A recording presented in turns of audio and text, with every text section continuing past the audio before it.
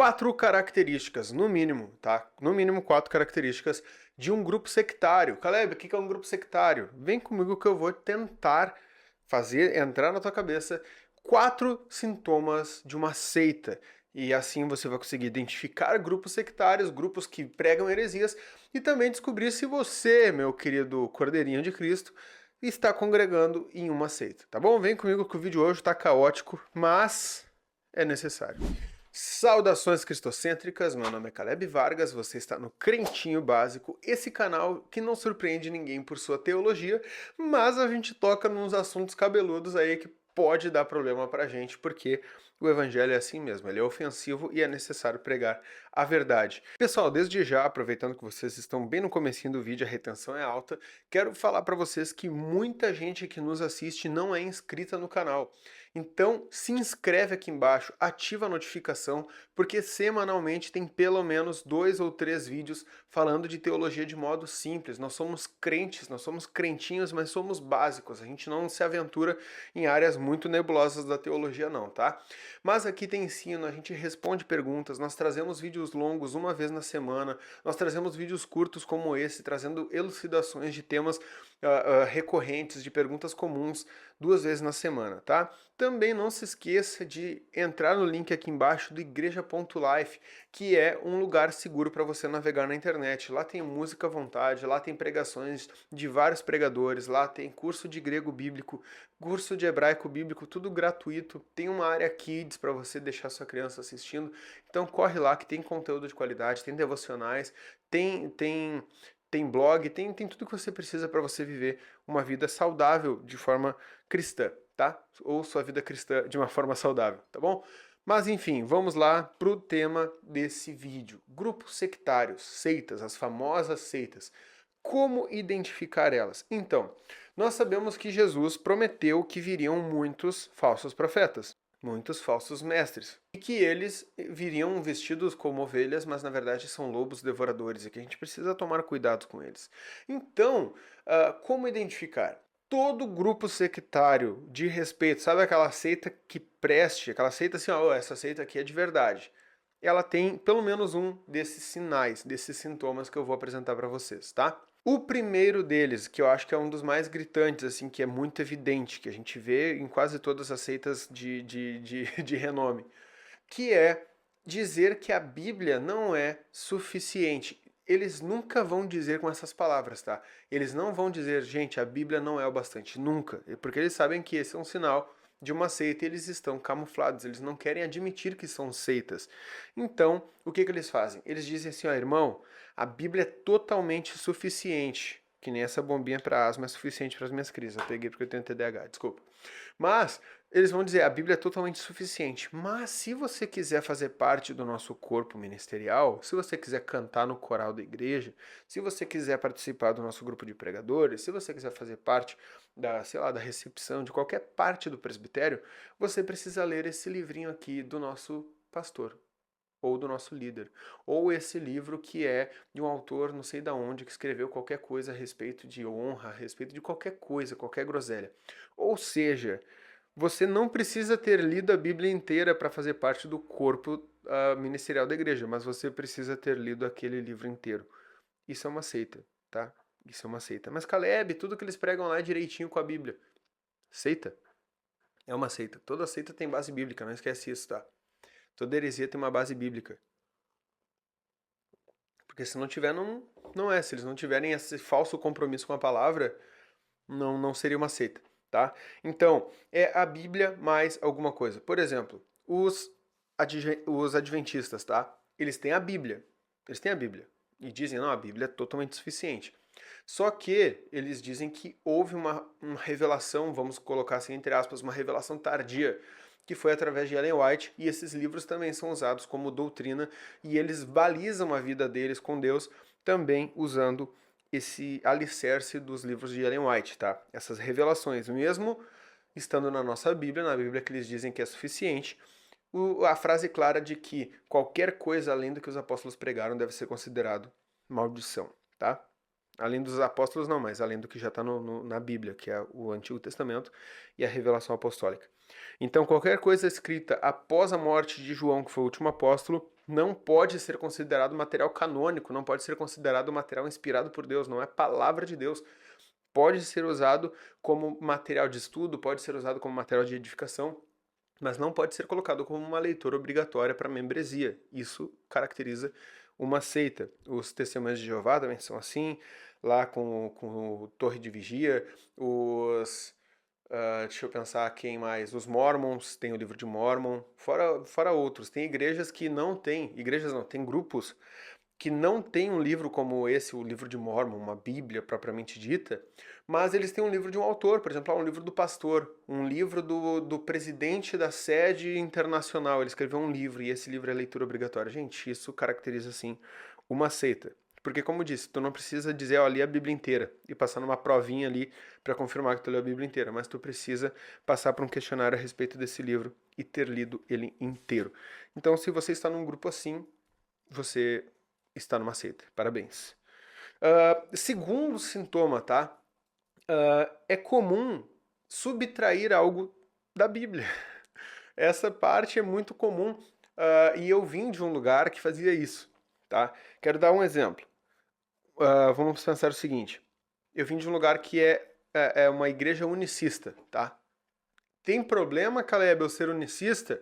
Eu vou gravar um vídeo sobre isso. Então, mas eu quero usar o exemplo desse lugar que eu estava aqui, dentro desses sintomas, dentro desse receituário aqui, desse diagnóstico, é sim uma seita. Eles falam, por exemplo, no livro de Atos, tem uma cena em que Estevão é apedrejado e morto. Só que antes de morrer, a Bíblia tá ali escrito, tá? Estevão ergueu os olhos e viu o Filho do Homem, Jesus, em pé à direita de Deus, o Pai. Tá? E daí Estevão confirma o que foi escrito e diz: eis que vejo os céus abertos e o Filho do Homem em pé à direita de Deus. E eles dizem que não. Estevão não viu Jesus em pé à direita de Deus.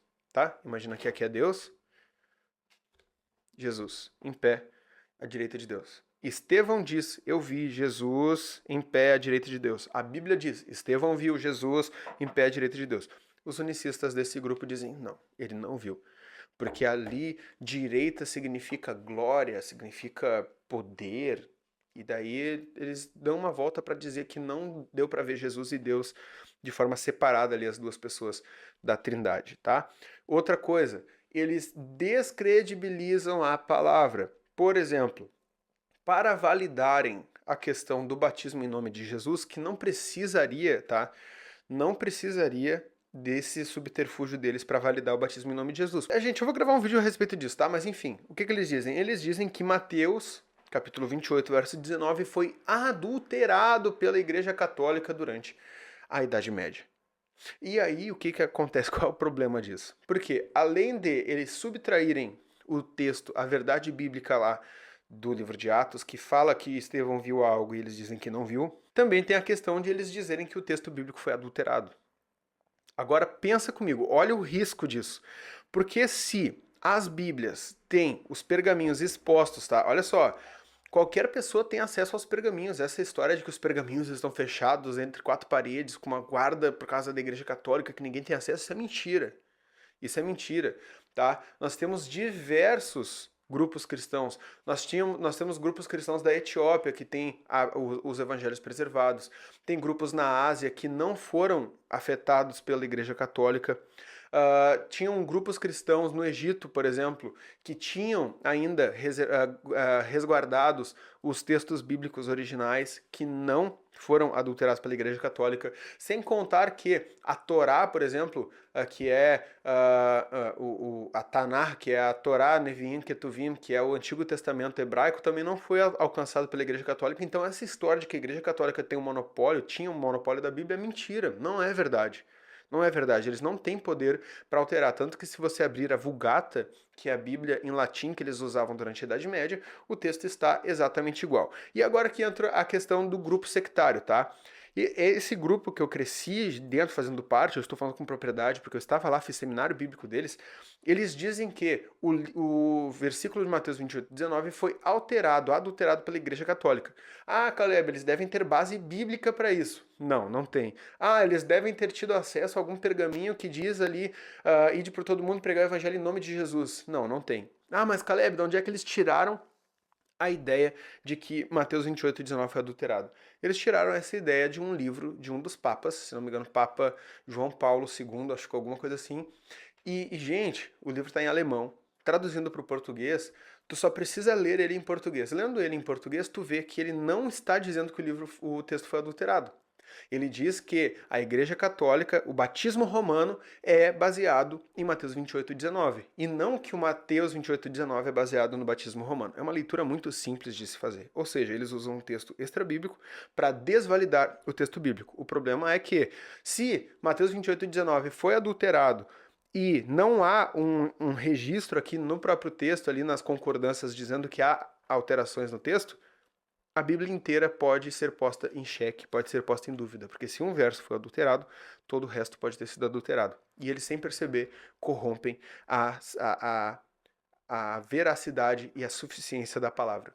Tá? Agora, não dá para confiar apenas na Bíblia. Tu tem que ler a Bíblia e perguntar para o líder deles qual a interpretação correta, porque ele é que teve a revelação. Tá? Então, segundo sintoma de um grupo sectário é descredibilizar a Bíblia ou subtrair algo do texto. Diz que não é exatamente como está sendo dito ali. O terceiro sintoma é a pessoa não se inscrever no canal e não curtir e não comentar a opinião delas. Esse é um sintoma de uma seita, tá? Se você não se inscreveu aqui embaixo e não ativou a notificação, meu irmão, tu tá no sal, eu não vou te colocar na minha lista de oração, tá? Brincadeira. Seguinte, o terceiro sintoma de um grupo sectário. Eles multiplicam os meios para a salvação. Caleb, o que isso significa? Significa que Jesus não é suficiente, meu querido cordeirinho. É isso que eles pregam. Só que eles nunca vão pregar assim, desse jeito. Percebe que eles nunca falam diretamente, eles sempre camuflam? Olha só, se eu disser, estou com fome, vou ao restaurante. O que tu entendeu dessa frase? Tu entende que eu tô indo almoçar, né?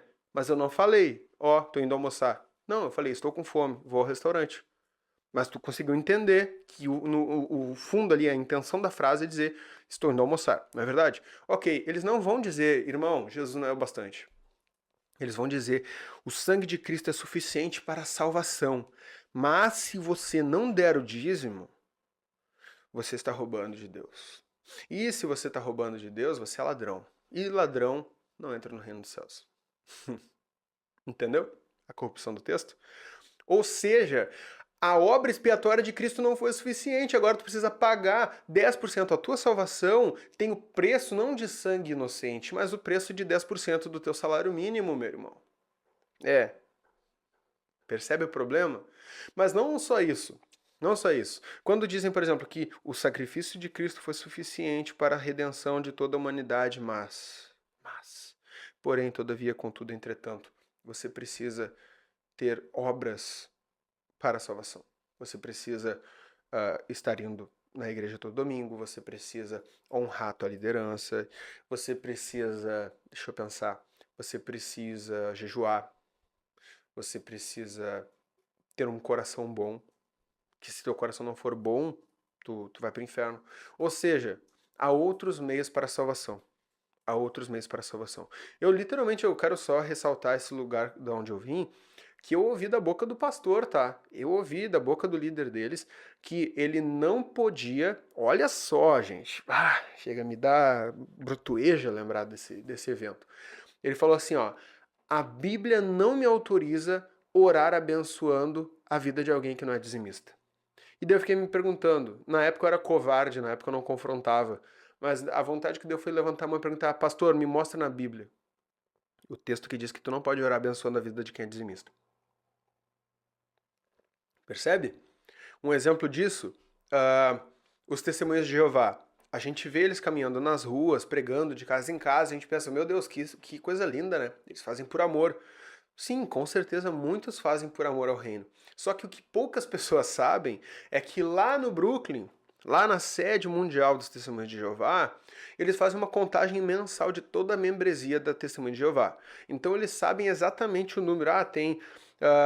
No Brasil tem 1.232.000 Testemunhas de Jeová no mês de setembro. Eles conseguem contabilizar. E como é que eles contabilizam? Eles contabilizam pela lista de voluntários.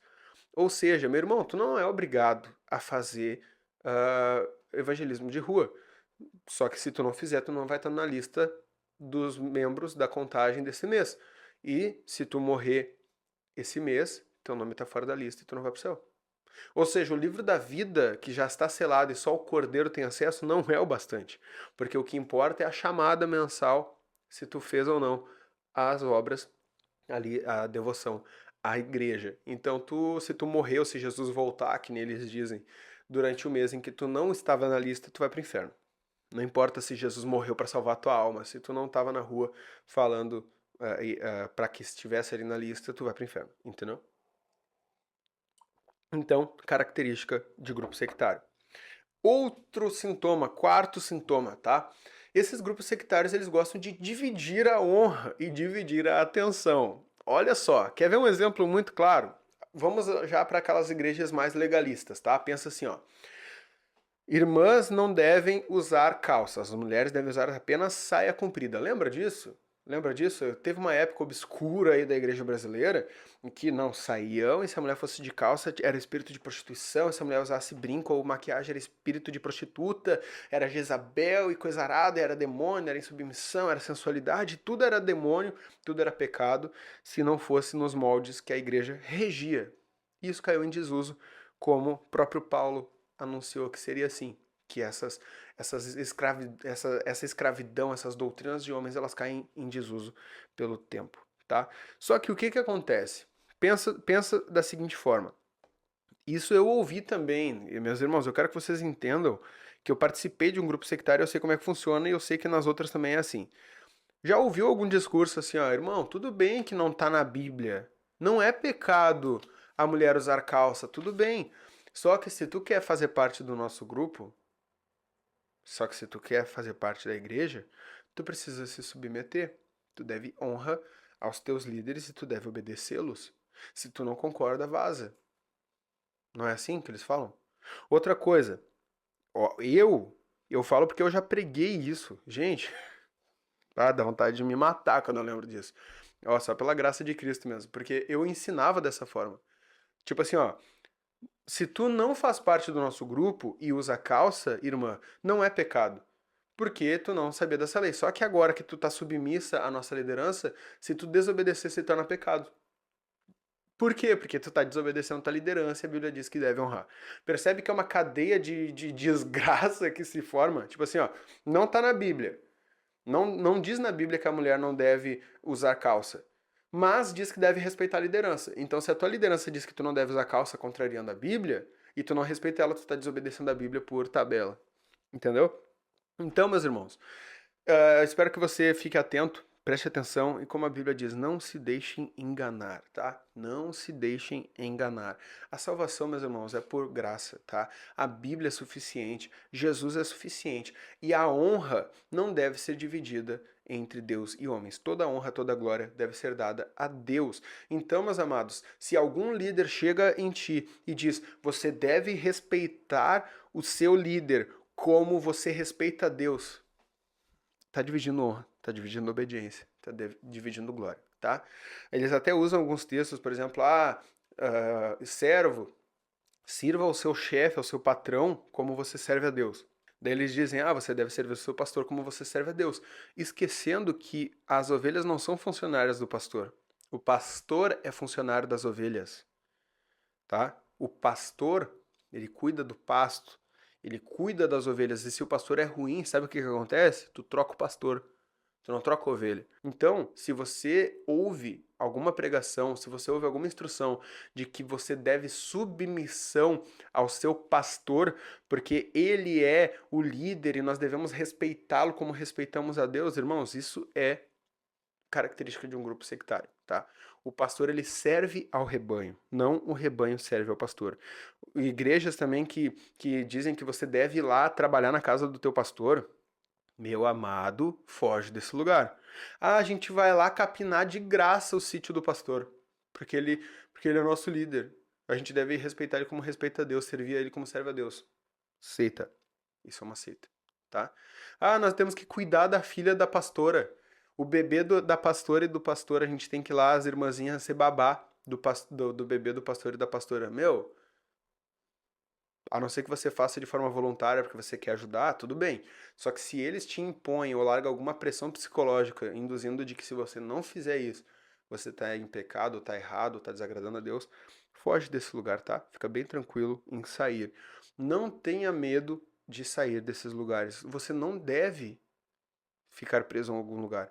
A igreja do Senhor está por aí. A igreja de Cristo está por aí, cada um cumprindo como um membro, né, a determinada função desse membro. Então fique à vontade para conhecer outros lugares. Se você está numa igreja que diz, não, você não deve visitar outras denominações, você não deve ouvir pregações de tal pessoa que é de outra denominação, você não deve conhecer, você não deve congregar, não deve dar paz do Senhor para quem é de outra placa, irmão, é uma seita. É uma seita, tá? A seita que dói menos, que isso é uma seita, tá bom? Então, meus amados, se vocês tiverem alguma dúvida a respeito disso, deixa aqui embaixo que eu vou deixar todas as bases bíblicas. Eu queria deixar o livro esse vídeo um pouco mais curtinho, mas eu tenho base bíblica para tudo isso que eu tô falando. Se você quiser, eu deixo aqui embaixo, tá bom? Beijão, fica com Deus. Não se esquece de curtir, comentar, compartilhar, se inscrever e deixar as notificações ativas, porque toda semana tem vídeo e só vídeo top, tá? Compromisso que eu tenho com Deus em primeiro lugar, em segundo lugar com vocês, de trazer conteúdo de qualidade, tá bom? Beijão, acesse igreja.life e vamos caminhar junto nessa estreita estrada que leva à salvação, tá bom? Amo vocês, fiquem com Deus, forte abraço.